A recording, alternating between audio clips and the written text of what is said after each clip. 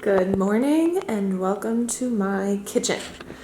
By the way, welcome to my new apartment. You guys actually have not seen this apartment yet, but that is for a different video. Today we're just gonna focus on the kitchen and try to do some spring cleaning. I wanted to go through my pantry, organize it, but also talk you guys through why I buy what I buy to maintain healthy skin. And honestly, I really just, okay, my cat is definitely trying to jump on my counter. A lot of this does have to do with cleaning. We got a bunch of mess on here. So we're gonna be cleaning and going through things just to find out what's in my pantry and how you can stock your pantry full of things that will heal your eczema as well.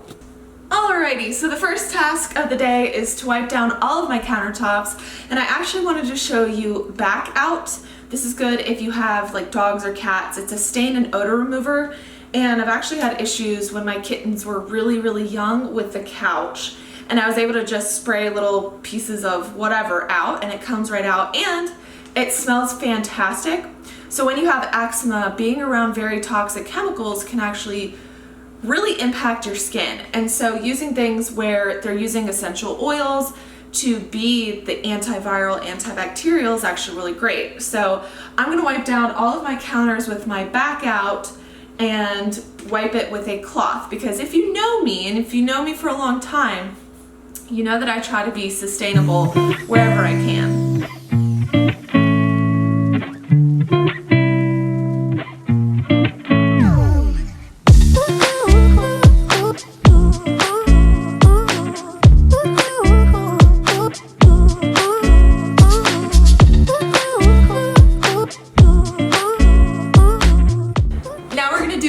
Morning routine, which is actually taking Manuka honey and making green tea. So I take Manuka honey literally every single day religiously.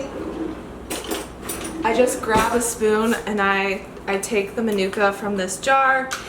Basically, I hold it in my mouth for 30 seconds. It's good for your oral health and it's good for your gut. However, if you're somebody who has an overworked liver, honey is a no-go. But if you honey is actually pretty tough on people with eczema, because if you have candida, sometimes honey can feed candida. However, Manuka honey can actually help you get rid of candida, which is fun because of all of its antibacterial, antiviral, antimicrobial. Okay, this is actually awesome. I was about to make my green tea, but I have to use water. So I'm gonna show you my water filter. Alright, so here is my water filter. I got it on Amazon and I will link it down below. Why is this important for eczema? A lot of times our faucets actually have, the water that runs out of them is actually full of horrible chemicals like chlorine and fluoride and all these crappy things that are not good for eczema at all. To bathe in, to drink, none of it. I actually just bought a water filter that I talked about in my last video, and I actually freaking love it, and I use it, I mean, obviously I use it all the time because it's in my shower, but like every time I take a shower, I'm in the best mood ever. And I don't know whether it's because it's like just pouring minerals on me, or it's the lack of chlorine that's actually making me feel better. So we don't want to drink chlorine either. So I fill this up, and there's a filter that's right in here, and I basically fill this up every single day. I use this for my cats for their water, I use this for me, for my water, and I will be using it for my green tea, so that's not the right cup. We're gonna use this cup. So the green tea, actually this leads me to the best situation we could ever talk about, which is caffeine and eczema. Caffeine is absolutely, actually, no. Not all caffeine. Let me show you. For me personally, the worst thing for my eczema in the world is coffee, okay? So this, I was like, oh yay, like a really healthy coffee. It has calcium in it, it has MCTs in it, like this is the best thing ever, right? And it only has the smallest amount of coffee. And all last week I kept trying to try it. One of the days I took like half of a normal serving of this. I literally ran a mile in 8 minutes.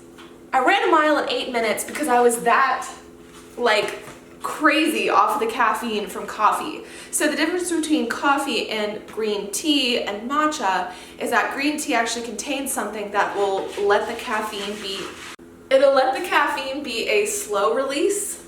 Here, honey. Ugh. The biggest difference between coffee and green tea is that with green tea, it's a slow release of the caffeine. And so last week when I was trying that healthy coffee, I actually developed some back of the knee eczema from it.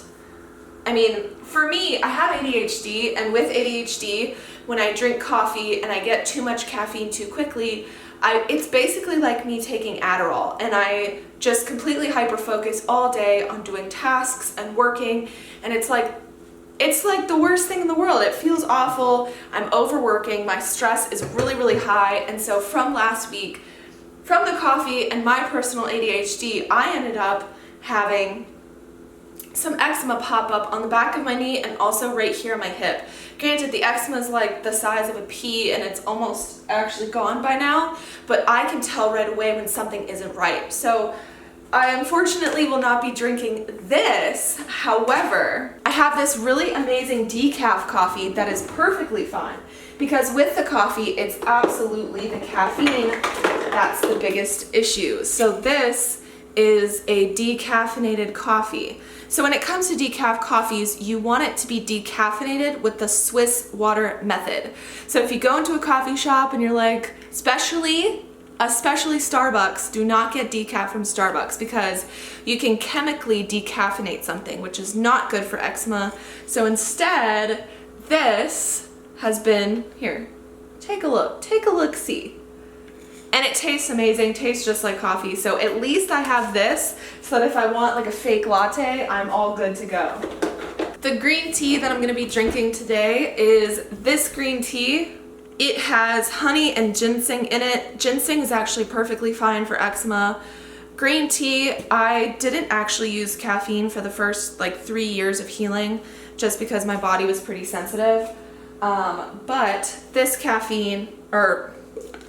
But if you do want a little bit of caffeine, I would start with white tea and work your way to green tea and see how your body reacts. So I have my cup. I'm gonna fill it with my filtered water. I'm not a fancy tea drinker, so we're just gonna go right into the microwave.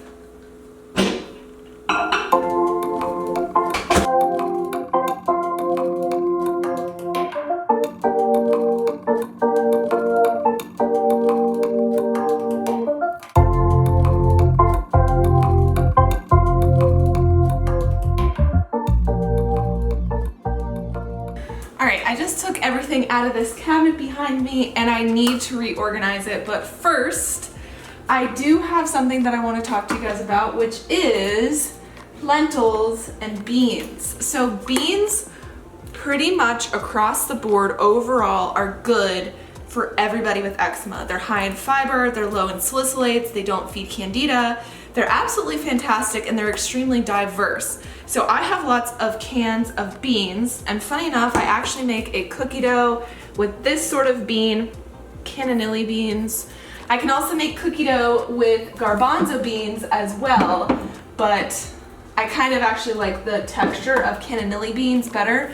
Basically, I just take like some sort of butter, like a cashew butter or peanut butter, and I blend it together with a can of cannellini beans or garbanzo beans, and then you can add like powders like carob powder, maca powder. Sometimes I add flax oil in there, and then you just add chocolate chips and some sort of sweetener. Sometimes I use monk fruit, because monk fruit is actually one of the best sweeteners if you have candida, or stevia, but you have to make sure that they're not coming with erythritol as well. So okay, I am not a big organizational person, so I don't really know how to organize this. I'm trying to organize by what it is, so I think what we're gonna do and talk about next actually is canned fish. So yeah, canned fish.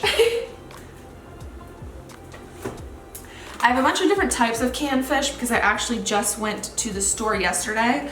So I have canned oysters, which I had smoked oysters yesterday and they were really good. but these I don't believe are smoked, so we're gonna see how these taste. I also have crab meat.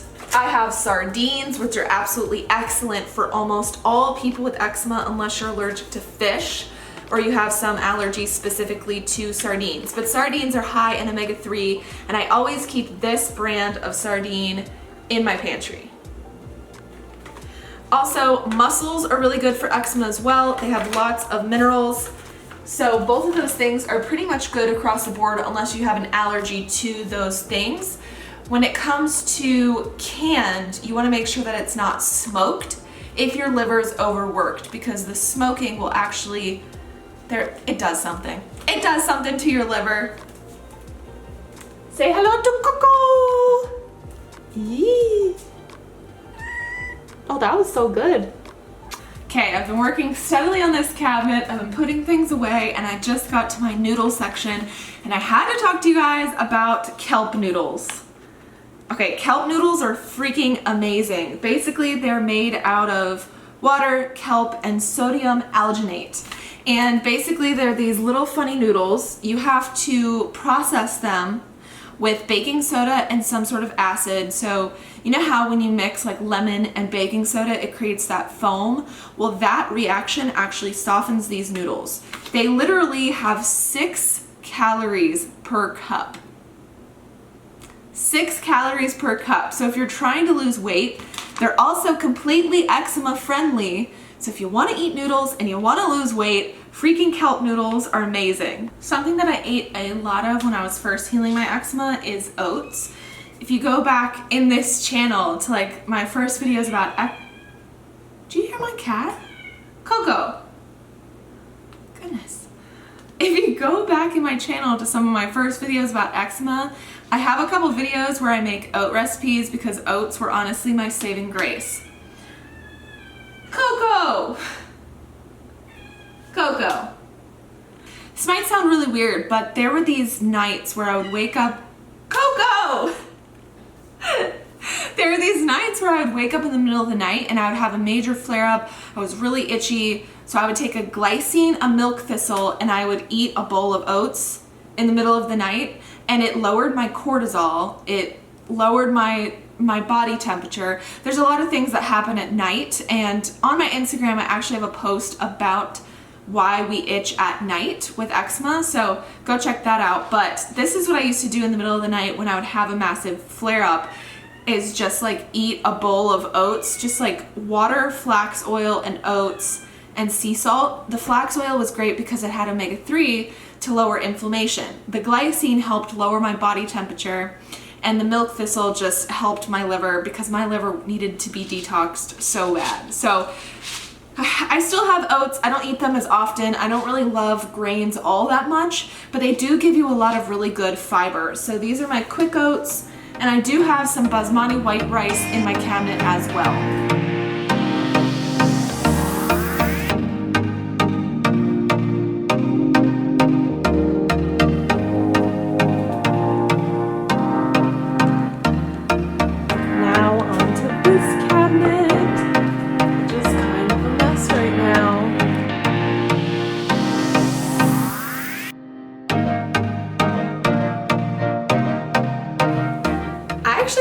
To talk to you guys about when it comes to this cabinet and the things that I just pulled out. Do you remember how I told you about monk fruit and how I don't like erythritol? Well, this is erythritol and monk fruit, and so if you see this brand, don't trust this brand. I only really eat this because I personally can eat anything I want, where I can eat pizza and cakes and blah blah blah blah blah. So I don't use this monk fruit every day, so I have it with erythritol, but I do not recommend this brand with the erythritol to you. Okay, so the other day I met up with some friends and we were having a dinner. And so one of the biggest lessons I've always wanted to teach you guys is when you're going to social events with food and people are like making food, volunteer to bring your own food. So I volunteered to bring a charcuterie board. I can't pronounce that. That's the best I'm going to do. And with this board, I put like sweets and like crackers. I found like these cool sourdough crackers, and I got cheese and like all this stuff. And so I had found these little like candies. They're called peach rings. And while the ingredients aren't the best, they're like healthy sweets. And so I made the charcuterie board in the way that I wanted to do it so that I could eat, but other people could eat as well. And so I'm not telling you to go buy peach rings from Whole Foods, but I'm telling you, like, get the foods. So for example, like the beans, make like baked beans, or make some sort of like mix or a casserole with beans in it and bring it so that you can eat, but you can also feed other people. So that's some advice with there. And I'll show you guys a picture of my charcuterie board here. Another thing that I wanted to talk about is I get a lot of questions about black seed oil. In particular, I have a black seed oil by North American Herb & Spice, which is literally one of my favorite brands ever. And so in this is rosemary oil, oregano oil, and black seed oil. This would help you get rid of candida really, really fast.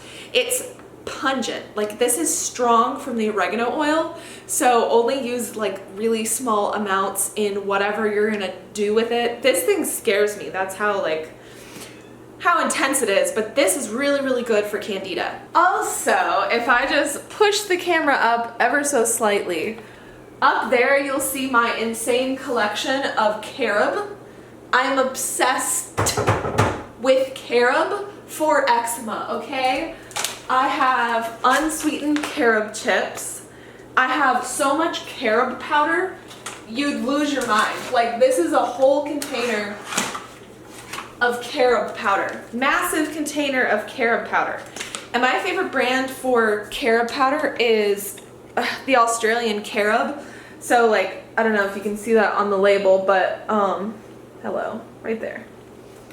But they're my favorite brand because they taste the best and I trust them the most. So you'll see me on Instagram talking about the Australian carob company, and there is a link to the US form of that. Like, I don't know what it's called on Instagram, but it's like the carob something. And so, yeah, freaking obsessed with their products. So they're up there. They have something called shark bars. And if you're dying to have a chocolate bar, but you don't really, like, chocolate doesn't agree with your eczema, you can have something called a shark bar, and you can get them unsweetened. And it's basically just carob, and it's amazing. And it tastes really good because carob is naturally sweet.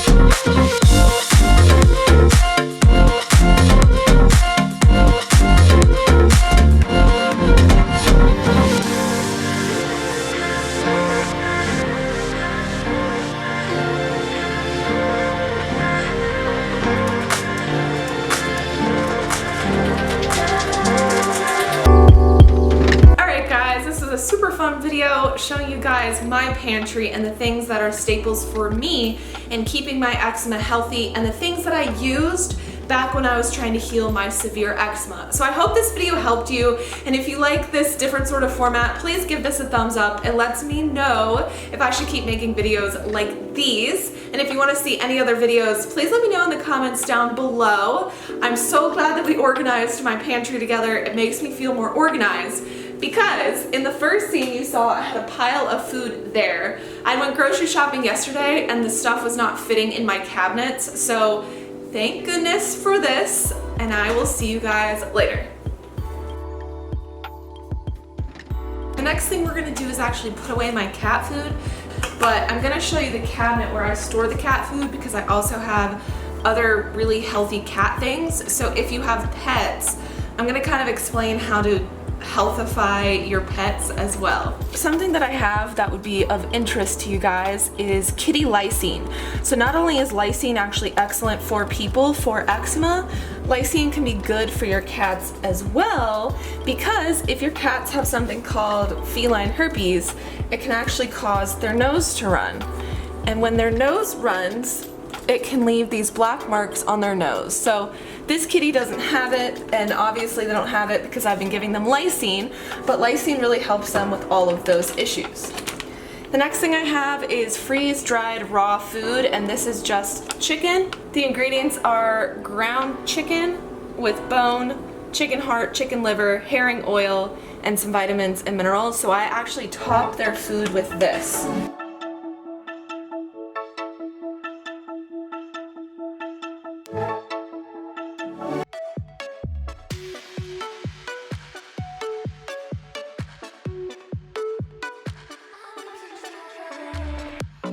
Crashing waves, I wanna see them at first light.